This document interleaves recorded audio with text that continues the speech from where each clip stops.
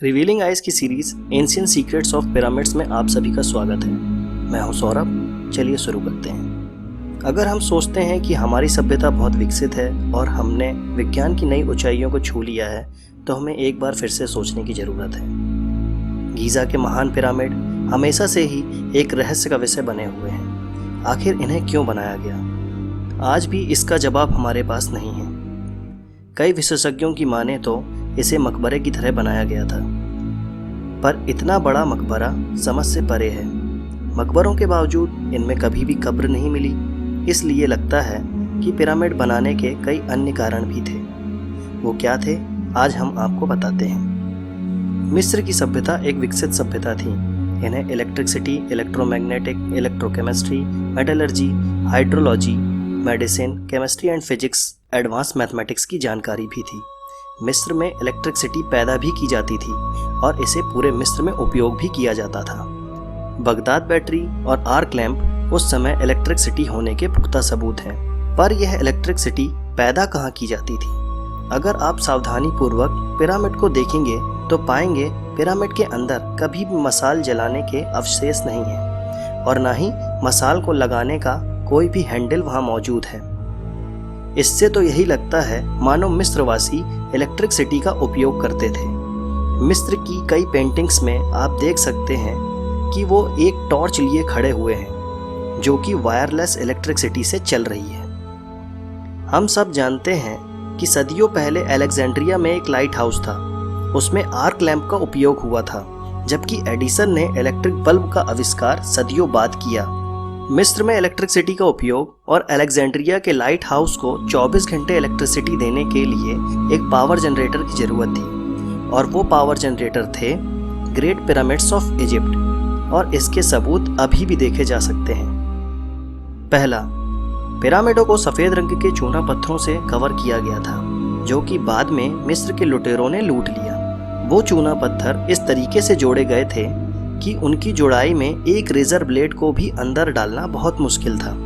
इन चूना पत्थरों में मैग्नीशियम नहीं था और यह अच्छे इंसुलेटर भी थे, और इस इंसुलेशन प्रॉपर्टी के कारण पिरामिड के अंदर की ऊर्जा बाहर नहीं आ सकती थी। दूसरा, स्टोन बॉक्स जो कि पिरामिड के अंदर बनाया गया है, वह एक अलग तरीके के चूना पत्थर का बना हुआ है, जिसमें क्रिस्टल और थोड़ी मात्रा में धातु भी पाई जाती है, जिसके कारण अधिक विद्युत का प्रवाह किया जा सकता था। पिरामिड के अंदर की शाफ्ट ग्रेनाइट से बनी हुई है। ग्रेनाइट एक बहुत बढ़िया गुड कंडक्टर होता है और थोड़ा रेडियो एक्टिव भी, जिसके कारण शाफ्ट के अंदर आयोनाइजेशन हो सकता था। अगर हम किसी इंसुलेटेड केबल को देखेंगे तो पाएंगे कि पिरामिड को भी बिल्कुल उसी तरह इंसुलेट किया गया है। तीसरा, पिरामिड एक महान इंजीनियरिंग का नतीजा है, फिर भी इलेक्ट्रिसिटी को बनाने के लिए हमें किसी न किसी सोर्स की ज़रूरत पड़ती है, और यहाँ पर वह सोर्स था पानी। गीज़ा के पिरामिड्स के अंदर कई नहरें थीं जिनके अवशेष अभी भी देखे जा सकते हैं। दुनिया में हर पिरामिड के पास पानी का स्रोत जरूर है। पिरामिड की नींव चूना पत्थर से बनाई गई थी, जिसके बीचों बीच गैप रखा गया और फिर उन गैपों को पानी से भर दिया गया। पत्थरों की यह स्पेशल परत जो कि इलेक्ट्रिसिटी और पानी को ऊपर की तरफ ले जाती थी, उसे एक्वाफायर्स कहा जाता है।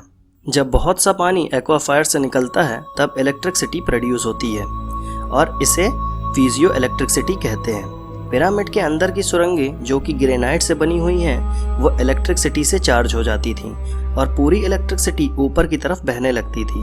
पिरामिड के ऊपर सोने का कैप स्टोन था जो कि अब मौजूद नहीं है। सोना इलेक्ट्रिसिटी का गुड कंडक्टर होता है। इस कैप स्टोन की मदद से नेगेटिव आयंस को आयनोस्फीयर में बहा दिया जाता था और इस तरीके से पिरामिड इलेक्ट्रिसिटी बनाते थे। शायद इस टेक्नोलॉजी को निकोला टेस्ला समझ गए थे, जो कि 5000 साल पहले मिस्रवासियों ने इजाद की थी। निकोला टेस्ला एक महान वैज्ञानिक थे जिन्होंने रेडियो, लेज़र, एसी करंट का आविष्कार किया, जो कि आज हम अपने घर में देख सकते हैं। टेस्ला का मानना था कि इलेक्ट्रिसिटी को वायरलेस किया जा सकता है, और उन्होंने ऐसा करके भी दिखाया। उन्होंने पिरामिड के सिद्धांतों पर एक टावर बनाया और उसे ज़मीन के नीचे बिछे हुए चूना पत्थरों से कनेक्ट कर दिया। फिर दूसरे इलेक्ट्रिक सोर्स को भी टावर से कनेक्ट कर दिया, जिससे नेगेटिव आयंस आयनोस्फीयर में बहने लगे। जिससे इलेक्ट्रिसिटी बिना किसी तार के बहने लगी। इसी तरह पिरामिड में भी उस समय इलेक्ट्रिसिटी को प्रोड्यूस किया जाता था। ट्रांसमीटर से इलेक्ट्रिसिटी को भेजा जाता था और रिसीवर से रिसीव किया जाता था। अब प्रश्न यह उठता है कि मिस्रवासी इलेक्ट्रिसिटी का उपयोग किन किन चीज़ों पर करते थे। वह एक वायरलेस बल्ब का उपयोग करते थे। कुछ इसी तरह निकोला टेस्ला ने भी कर दिखाया। उनका मानना था कि इस तरह पूरी दुनिया में इलेक्ट्रिसिटी को वायरलेस भेजा जा सकता है।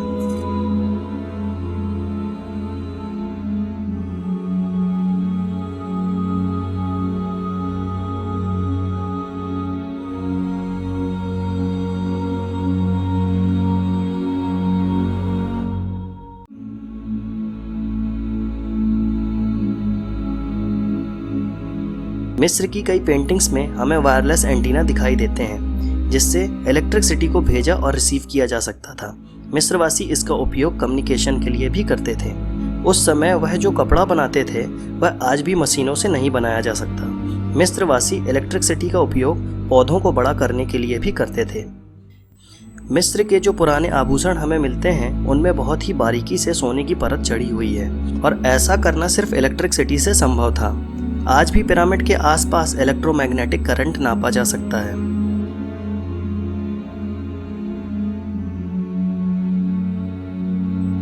पिरामिड को मकबरों की तरह कभी भी उपयोग नहीं किया गया।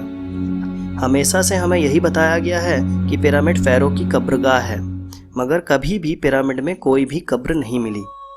पिरामिड के बीचों बीच एक पत्थर का बॉक्स है जिसे आर्कियोलॉजिस्ट किंग्स चैम्बर कहते हैं। कहा जाता है यहीं पर फ़ाराओ की कब्र थी जिसे लुटेरों ने लूट लिया। मगर जब आप पिरामिड को बारीकी से देखेंगे तो पाएंगे चैम्बर में कोई भी सुपर कंडक्टिव मटेरियल रखा जाए तो इलेक्ट्रिसिटी जरूर पैदा होगी, जो कि पूरे मिस्र के लिए काफ़ी होगी। फ़ाराओ ने इसे कभी भी अपने मकबरे के रूप में नहीं बनवाया था। फ़ाराओ इसकी खासियत जानते थे और वह यह भी जानते थे कि अच्छे शासन के लिए इस तरह की मशीनरी बनवाना आवश्यक है, जिससे मिस्र और भी फल फूल सके।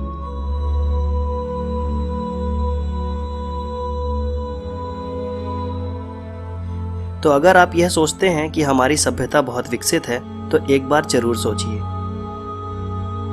रिवीलिंग आइज के आज के एपिसोड के लिए बस इतना ही। अगर वीडियो पसंद आया हो तो लाइक और कमेंट करना ना भूलें। धन्यवाद।